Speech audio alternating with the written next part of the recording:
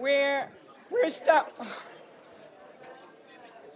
And with no voice, it's going to be a bit difficult. Allow me to introduce the last session of the day. We're very glad to have that conversation that will focus on impact finance.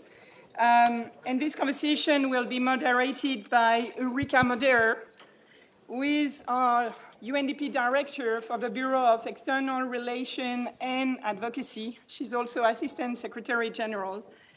And along Ulrika, we have Jean-Philippe de Schrevel, who is the founder and managing partner at Bamboo Capital Partners. We have Guillaume Bonnel, who is the head of Sustainable and Impact Product at Crédit Suisse. We have as well Kanini Mutooni, who is the managing director of EMEA Toniic. I'm sorry for my voice, I'm really sorry. And last but not least, we have Randall Kempner, who is the executive director of the Aspen network of development entrepreneurs. Thank you.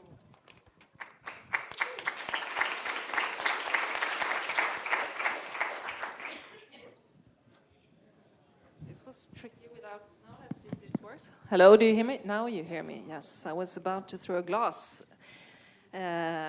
So I'm very happy to moderate this panel, and I'm really looking forward to the discussion and the insights that you can share with us, because you have been in the business of impact investment for a long time, and you have experiences from different fields of work. 10 years have passed, as we know, since philanthropists and investors introduced the financial services industry to impact investing. And while we have seen both the interest and the sector as such has significantly grown and matured, it still represents only 0.1% of total asset managed.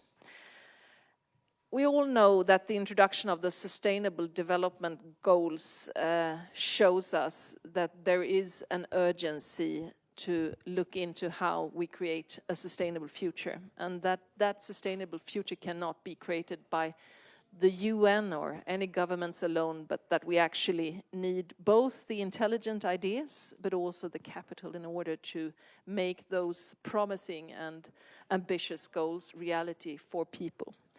And I must also say for planet, because when we look at the report on Sustainable Development Goals, we can see that in relation to some of the important goals, that is climate change and biodiversity, we are even going in reverse.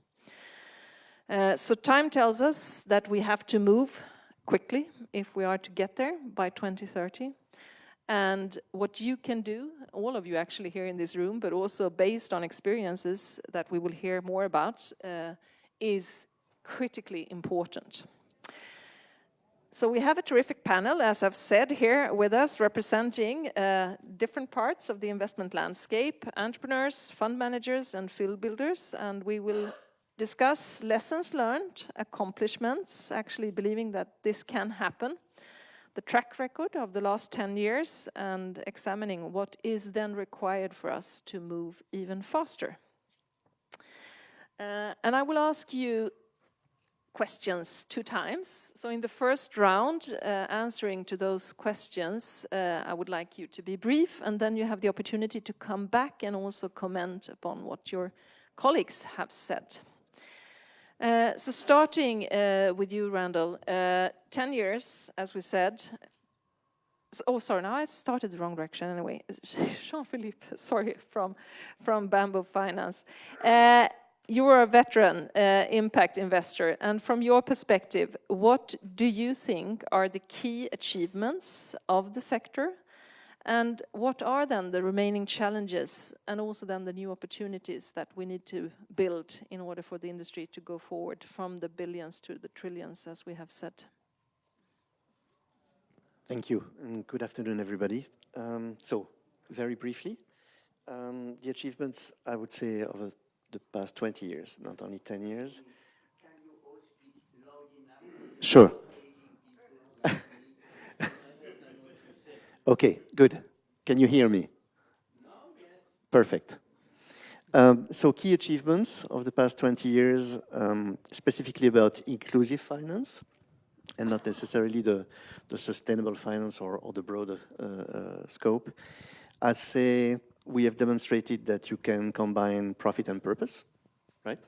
And that you don't necessarily have to sacrifice financial returns to do something socially or environmentally positive.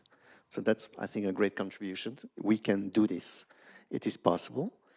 Number two, microfinance has shown that you can actually scale those solutions that have been developed at the grassroots.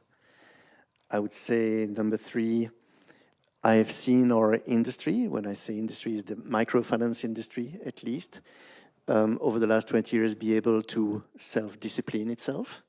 We've gone through crisis, but the sector by itself has been able to correct mistakes, impose standards, benchmark, ratings, transparency, customer protection. I would say, last but not least, we are now seeing what we were hoping to see 20 years ago. It's the increased interest of many different types of investors. When you see names like KKR, TPG, Goldman Sachs, BlackRock talking about impact investing, well, you know, that's a sign that things are moving. Not sure that there's real content behind this yet, but at least it's a sign they feel compelled to talk about it. So there's no smoke without fire, as we say in French. So yeah, that's really on the accomplishments, I would say. I mean, just to pinpoint a few of them. Now, what remains to be done is, I think, two things. I mean, very specifically, there's a long list, I'm sure, and my fellow panelists will certainly complement that. But I would say, you know, the micro sector is still need to be developed, but it's pretty much covered, right? I mean, we need to do